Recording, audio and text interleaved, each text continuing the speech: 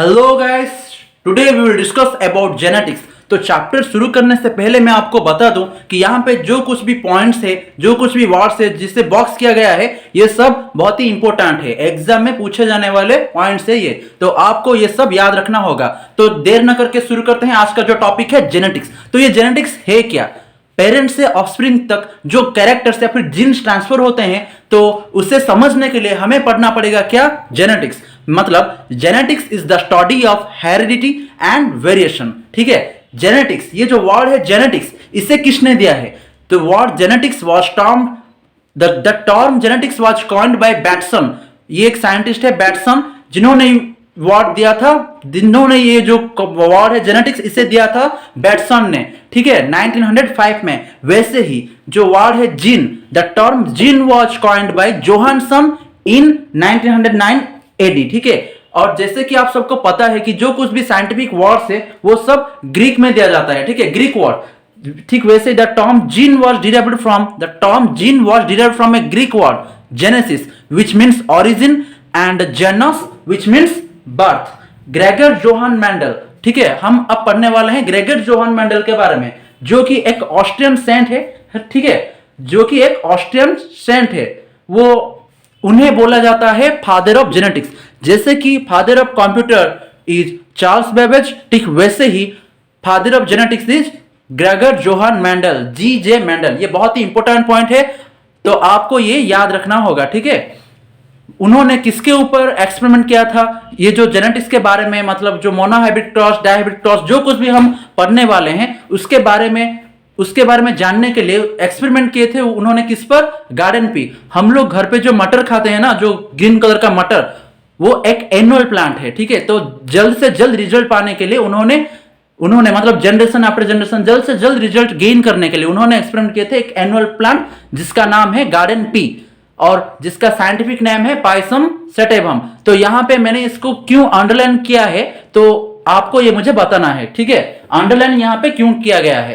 तो उन्होंने जो मटर पे कितने साल तक एक्सपेरिमेंट किए थे? उन्होंने मटर पे 9 साल तक एक्सपेरिमेंट किए थे।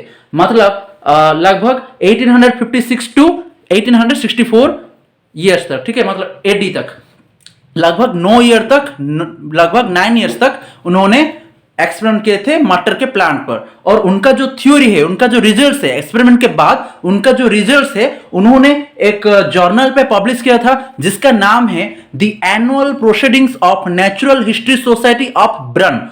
ठीक है, the annual proceedings of natural history society of Brunn 1856 में उन्होंने पब्लिश किया था एक जर्नल पे।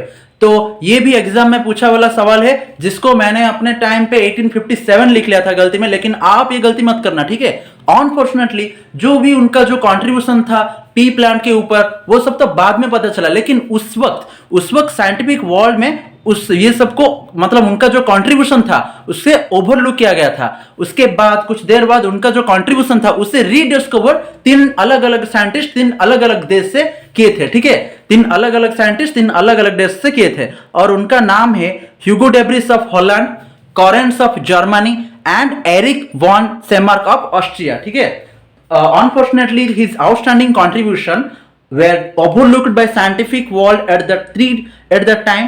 These were discovered by 3 different scientists from 3 different corners of Europe. ठीक है, जो हॉलैंड या फिर जर्मनी या फिर ऑस्ट्रिया, ये ऑस्ट्रिया नहीं है, ठीक है, ऑस्ट्रिया है, जो कि यूरोप का एक कंट्री है। तो इन्होंने रीडिस्कवर किया था इनके थ्योरी को। Hugo de Vries of Holland, Correns of Germany and Erich von Tschermak of Austria. तो गाइस, मैं आपको बता दूं कि reason for Mendel success, Mendel जो उनके करियर में सक्सेस हुए थे उसके पीछे रीजन क्या था? अगर आप ये बात जान लो तो आपको भी फायदेमंद रहेगा, आप भी करियर में सक्सेस हो सकते हैं। लेकिन आप थोड़ी ना जेनेटिक्स रीडिस्कवर करने वाले हैं। ठीक है, अरे नहीं, मजाक कर रहा था। तो रीजन फॉर मेंडल सक्सेस, पहले तो है लक। लक तो पहली बात है भाई। ठीक है, लक पहली बात है, लेकिन उसके बाद आता है फॉरसाइट, मतलब फ्यूचर में जो कुछ भी होगा, फ्यूचर का प्रेडिक्शन मेंडल करते थे। प्रेडिक्शन, ठीक है, फ्यूचर का प्रेडिक्शन मेंडल करते थे कि अब मैं ये काम करूंगा तो फ्यूचर में क्या होगा, इसका रिजल्ट्स। उसके बाद आता है साइंटिस्ट के लिए बहुत ही महत्वपूर्ण बात, mathematical background and scientific aptitude. ये सब छोड़कर और भी कुछ है जो कि मेंडल के सक्सेस का रीजन है।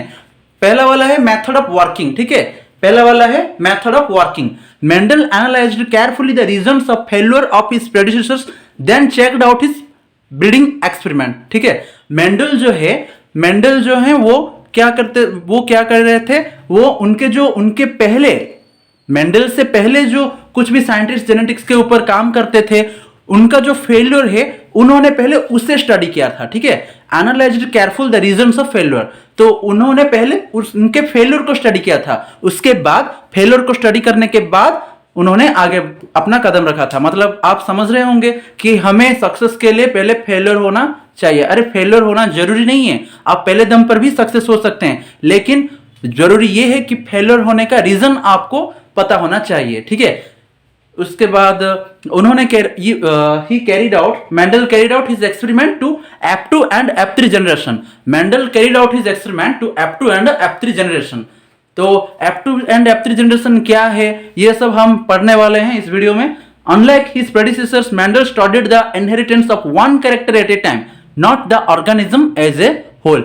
मतलब मेंडल के पहले जो भी साइंटिस्ट होते थे वो एकदम से पूरा ऑर्गेनिजम्स को, एकदम से पूरा का पूरा लिविंग ऑर्गेनिजम्स, मतलब पी प्लांट ही बता दो। ठीक है, अगर पी प्लांट के बारे में जानना हो तो फिर पी प्लांट के पूरे स्ट्रक्चर, पूरे का पूरा कैरेक्टर्स सब स्टडी कर लेते थे। लेकिन मेंडल उन्होंने वो गलती नहीं की, उन्होंने सिर्फ एक ही कैरेक्टर के ऊपर ध्यान दी। और वो कैरेक्टर क्या है, एक या दो या तीन या फिर 7 अलग अलग कैरेक्टर क्या है, ये सब हम पढ़ने वाले हैं। Mendel maintains statistical record of all these experiments and analyzed them carefully. Mendel took pure homozygous plant as present and crossing was done between plants having sharply visible contrasting character. ठीक है, मेंडल जो है वो उन्होंने अपने experiments के कुछ statistical record रखते थे। ठीक है, और वो जो कुछ भी प्लांट्स लेते थे वो बहुत ही प्योर और होमोजाइगस प्लांट होता था। होमोजाइगस मतलब, होमो मतलब क्या, सेम। मेंडल जो कुछ भी प्लांट लेते थे क्रॉसिंग ओवर के लिए, रिप्रोडक्शन मतलब या फिर क्रॉसिंग ओवर के लिए मेंडल जो कुछ भी प्लांट लेते थे वो प्योर या फिर प्योर एंड होमोजाइगस होता था।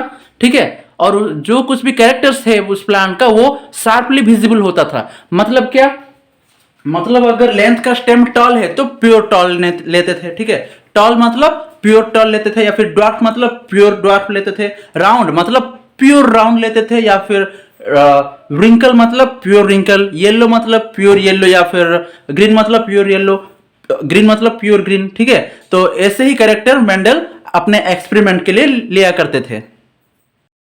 तो गाइस मैं आप सबको बता दूं कि सिर्फ हार्डवर्क करना जरूरी नहीं होता है, हार्डवर्क करना भी जरूरी होता है, और उसके साथ आप हार्डवर्क किसके ऊपर अप्लाई करते हो, आप कैसे हार्डवर्क करते हो, ये भी जरूरी होता है सक्सेस के लिए। ठीक वैसे ही यहाँ पे सिलेक्शन ऑफ मटेरियल जरूरी है। जैसे कि जो कुछ भी प्लांट को उठा लेना और उसके ऊपर एक्सपेरिमेंट करना, ये सब नहीं होगा ना। इसीलिए मेंडल का सिर्फ ये भी एक ही इंपॉर्टेंट पॉइंट है उनके सक्सेस के लिए, ये भी एक इंपॉर्टेंट अचीव है कि सिलेक्शन ऑफ मटेरियल, वो किस प्लांट को अपने एक्सपेरिमेंट्स के लिए चुनने वाले हैं। ठीक है, तो वो चुने थे अपने एक्सपेरिमेंट्स के लिए annual plant garden pea. Annual plant मतलब एक ही साल में उसका एक जनरेशन ही खत्म हो जाता है। ठीक है, तो उसे बोलते हैं एनुअल प्लांट। तो उन्होंने चूज किया था गार्डन पी को, and its short life cycle allowed him to study several generation within short period. मतलब ऐसा नहीं कि हम किसी भी एक पेड़ को उठा ले उसके एक्सपेरिमेंट्स के लिए एंड हम इंतजार करें। ठीक है, हम इंतजार करें तो समय बहुत ही लंबा होता जाएगा। तो इसीलिए उन्होंने क्या किया, एनुअल प्लांट गार्डन पी को सिलेक्ट किया, जिसके थ्रू वो एक शॉर्ट पीरियड में बहुत सारे जनरेशन को स्टडी कर सकते थे। The plants bear bisexual flowers and are self-pollinating.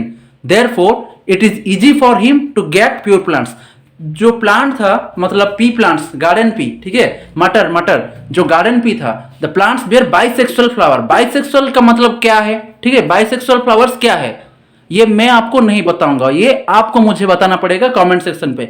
And are self pollinating, जो प्लांट्स है वो बाइसेक्सुअल फ्लावर्स थे, प्लांट्स में बाइसेक्सुअल फ्लावर थे, एंड आर सेल्फ पोलिनेटिंग, और वो क्रॉस पोलिनेशन नहीं होकर वो सेल्फ पोलिनेशन होते थे। ठीक है, प्लांट्स में। Therefore it is easy for him to get pure plants. जैसे कि यहाँ पे सेल्फ पोलिनेशन होता है, सेल्फ पोलिनेशन में क्या होता है, सेल्फ पोलिनेशन में हम प्लांट के एग्जैक्ट कॉपी, मतलब हम पेरेंट्स के एग्जैक्ट कॉपी, ऑफस्प्रिंग देख सकते हैं, पेरेंट्स से जो ऑफस्प्रिंग प्रोड्यूस होता है वो पेरेंट्स का एग्जैक्ट कॉपी होता है सेल्फ पोलिनेशन में। लेकिन क्रॉस पोलिनेशन में ये नहीं होता है। जबकि आप देख सकते हैं कि ये जो पी प्लांट है, गार्डन पी, यहां पे सेल्फ पोलिनेशन होता है, इसीलिए therefore it is easy for him to get pure plants. Pure plants पाना उनके लिए बहुत ही इजी साबित हुआ था। सिलेक्शन ऑफ ट्रेड्स, तो ट्रेड्स कैरेक्टर्स, उन्होंने क्या क्या कैरेक्टर सिलेक्ट किए थे अपने एक्सपेरिमेंट्स के लिए? उन्होंने 7 कैरेक्टर सिलेक्ट किए थे, जैसे कि length of stem, seed shape, ठीक है। तो डोमिनेंट एंड रिसेसिव, डोमिनेंट मतलब ये 2 कैरेक्टर होते हैं, एक है डोमिनेंट और एक है रिसेसिव। जो रिसेसिव वाला कैरेक्टर है उससे सप्रेस करके एक कैरेक्टर अपने आप को दिखाता है, उसे बोलते हैं डोमिनेंट। मतलब आप देख सकते हैं कि अगर एक क्लास में बहुत सारे बच्चे हैं, लेकिन टीचर आए तो किससे पूछते हैं?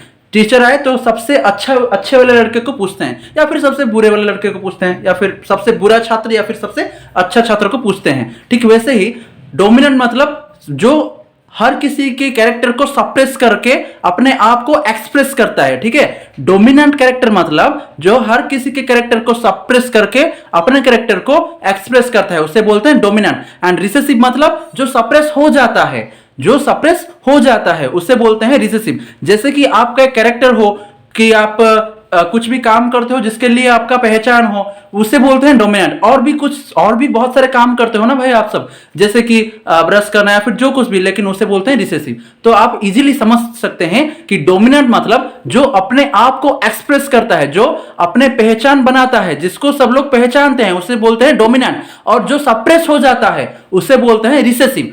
तो लेंथ ऑफ स्टेम, ठीक है, मतलब ज्यादा देखा जाने वाला कैरेक्टर डोमिनेंट होता है, या फिर कम देखा जाने वाला कैरेक्टर रिसेसिव होता है। ऐसे भी आप याद रख सकते हैं, डोमिनेंट एंड रिसेसिव, ये बहुत ही इंपॉर्टेंट पॉइंट है, डोमिनेंट एंड रिसेसिव, ठीक है। तो उन्होंने जो कैरेक्टर लिए थे, 7 कैरेक्टर लिए थे। एक है लेंथ ऑफ स्टेम, डोमिनेंट है टॉल एंड रिसेसिव है ड्वार्फ। दूसरा है सीड शेप, जो बीज है उसका शेप, उसका आकार कैसे होता था? उसका डोमिनेंट आकार होता था राउंड, एंड रिसेसिव आकार होता है रिंकल मतलब रफ, ठीक है। और कॉटालिडन का कलर तो येलो होता था। एंड सीड सेपरेट प्लांट का जो लीव्स होता है, ठीक है, उसका कलर होता था येलो डोमिनेंट एंड ग्रीन होता था रिसेसिव। पॉड शेप, पॉड मतलब क्या होता है? सीड केस, ठीक है। पॉड मतलब क्या होता है? Seed case. सीड केस का जो शेप है वो इधर इन्फ्लेटेड होता था या फिर कॉन्स्टेटेड होता था, और उसका कलर ग्रीन होता था या फिर येलो। और सीड कोट, भाई कोट तो आप सब पहनते ही होंगे। कोट हम जो ऊपर पहनते हैं, प्रोटेक्टिव लेयर होता है, हम जो ऊपर वाला हिस्सा जो होता है पहनते हैं, कोट हम ऊपर ही पहनते हैं ना ड्रेस के ऊपर। ठीक वैसे ही सीड के ऊपर भी एक प्रोटेक्टिव लेयर होता है जिसे बोलते हैं सीड कोट, ठीक है। सीड के ऊपर एक प्रोटेक्टिव लेयर होता है जिसे बोलते हैं सीड कोट। सीड कोट, उसका कलर, उसका डोमिनेंट कलर है ग्रे और रिसेसिव कलर है व्हाइट। ठीक वैसे ही 7वां character flowers position. Flowers position की बात बता दूं तो फ्लावर इधर एक्सियल रहता है, मतलब पैरेलल टू एक्सिस, या फिर टर्मिनल रहता है, ठीक है। फ्लावर इधर एक्सियल मतलब क्या होता है? पैरेलल टू एक्सिस में रहता है या फिर टर्मिनल रहता है। तो गाइस आज के लिए इतना ही रखते हैं जेनेटिक्स के। दूसरे वाले वीडियो में मैं आपको बताने वाला हूं मेंडल्स एक्सपेरिमेंट। उसमें मैं आपको मोनोहैबिट क्रॉस, डायहैबिट क्रॉस, इनकम्प्लीट डोमिनेंस सबके बारे में आपको बताने वाला हूं, और वो आपका एक इंपॉर्टेंट लॉन्ग क्वेश्चन होने वाला है, ठीक है। तो उसे मिस मत कीजिएगा। धन्यवाद। अगर वीडियो आपको अच्छी लगी हो तो एक लाइक तो जरूर बनता है, और किसी और को भी हेल्पफुल हो इसीलिए शेयर करना मत भूलना, ठीक है। अगर आप चैनल में नए हो तो सब्सक्राइब तो जरूर कीजिएगा। धन्यवाद।